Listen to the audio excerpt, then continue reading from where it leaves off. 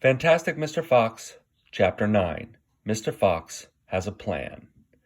For 3 days and 3 nights this waiting game went on.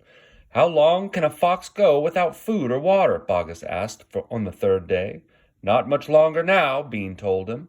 He'll make a run for it soon. He'll have to. Bean was right. Down in the tunnel the foxes were slowly but surely starving to death. If only we could have just a tiny sip of water, said one of the small foxes. Oh, Dad, can't you do something? Couldn't we make a dash for it, Dad?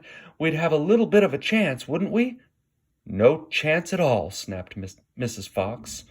I refuse to let you go up there and face those guns. I'd sooner you stay down here and die in peace. Mr. Fox had not spoken for a long time.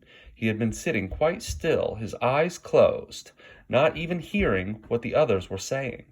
Mrs. Fox knew that he was trying desperately to think of a way out. And now, as she looked at him, she saw him stir himself and get slowly to his feet. He looked back at his wife.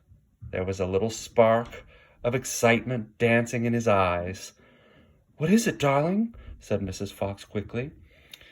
I've just had a bit of an idea, Mr. Fox said carefully. What? They cried. Oh, Dad, what is it? Come on, said Mrs. Fox. Tell us quickly. Well, said Mr. Fox. Then he stopped, and he sighed and sadly shook his head.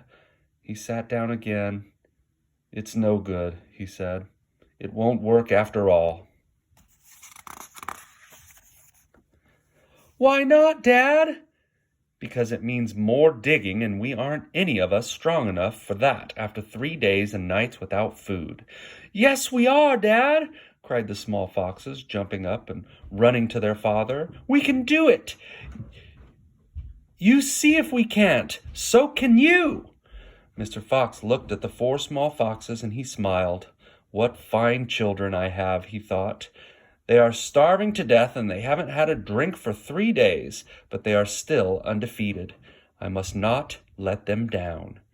I suppose we could give it a try, he said. Let's go, Dad. Tell us what you want us to do. Slowly, Mrs. Fox got to her feet. She was suffering more than any of them from the lack of food and water. She was very weak.